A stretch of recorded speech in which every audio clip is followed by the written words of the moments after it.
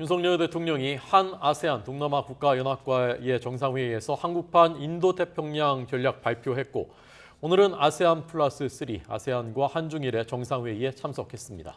복합위기 극복을 위해서 협력 강화를 강조하고 또 북한 문제에 대한 국제사회의 단호한 대응도 촉구했습니다. 순방 일정에 동행한 취재기자 연결해서 들어보겠습니다. 박소정 기자.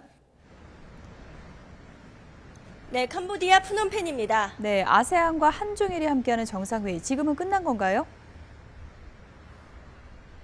그렇습니다. 한국 시각으로 오전 10시쯤부터 시작해서 1시간 반가량 진행된 뒤 마무리된 것으로 전해졌습니다. 이번에 한국은 한중일 정상회의의 의장국이자 대표 조정국 역할을 맡았는데요. 윤 대통령이 모두 발언에 먼저 나섰습니다. 모두 다 발언에서는 전쟁과 인권 유린, 기후 변화로 인한 식량 에너지 안보 위기가 악화하고 있다면서 국제사회의 복합 위기라고 규정을 했습니다.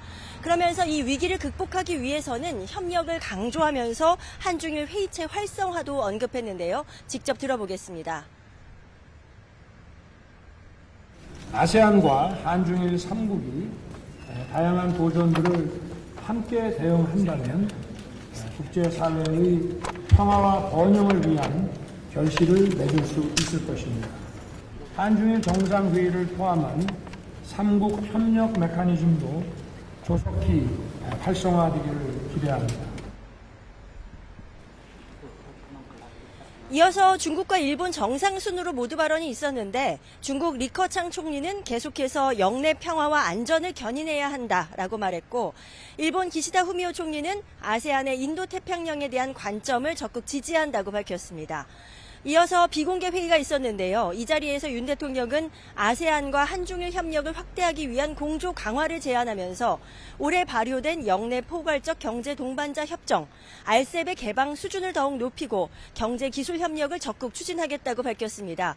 이와 더불어 북한이 또다시 ICBM을 발사하고 7차 핵실험을 강행한다면 국제사회는 한 목소리로 단호하게 대응해야 한다고 강조했습니다.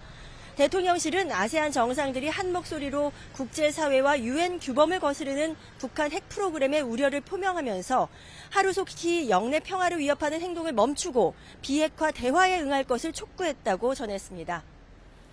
네, 이 문제가 한미일 정상회담, 한미 정상회담에서도 집중적으로 다뤄질 텐데요. 이 회담 언제입니까? 네, 일단 내일 아세안 회의가 마지막 날인 내일에 다시 한꺼번에 열릴 것으로 보입니다. 아직 확정된 시간이 나오지는 않았습니다만 한미일 정상회담이 열리고 그 이후에 한미 회담이 열릴 가능성이 큽니다. 북한의 7차 핵실험이 임박했다고 점쳐지는 가운데 열리는 다자 회의인 만큼 한미일은 이번 회담에서 북한 도발, 북핵 관련 논의에 집중할 것으로 보입니다. 미국의 확장 억제를 포함해 안보 공조를 어떤 식으로 강화할지, 새 대북 제재 방안까지 내놓을지 등이 주목되는 부분입니다. 또 한미 정상회담에서는 미 인플레이션 감축법, IRA 관련 추가 논의가 이루어져서 한국산 전기차의 불이익을 줄이는 조치가 실질적으로 나올지 지켜봐야 합니다. 오는 14일에는 미중 정상회담이 열리죠. 바이든 대통령과 시진핑 중국 국가주석의 첫 대면 회담이라 우리나라 입장에서는 북한 문제를 어떻게 다룰지가 관심입니다. 앞서 윤 대통령은 어제 한 아세안 정상회의에 참석해 인도태평양 지역 외교 전략을 발표하면서 힘에 의한 일방적인 현상 변경은 용인돼선 안 될 것이라고 말했는데요. 그동안 미국과 일본이 중국을 향해 내놓던 표현과 유사했다는 점에서 미국의 중국 견제 노선에 보조를 맞춘 것 아니냐는 해석이 나오기도 했습니다. 이와 더불어 관심이 쏠리는 한중, 한일 정상회담은 아직 정해진 것은 없지만 여전히 물밑 접촉이 이뤄지고 있어서 개최 가능성은 열려 있습니다. 지금까지 캄보디아 프놈펜에서 YTN 박소정입니다.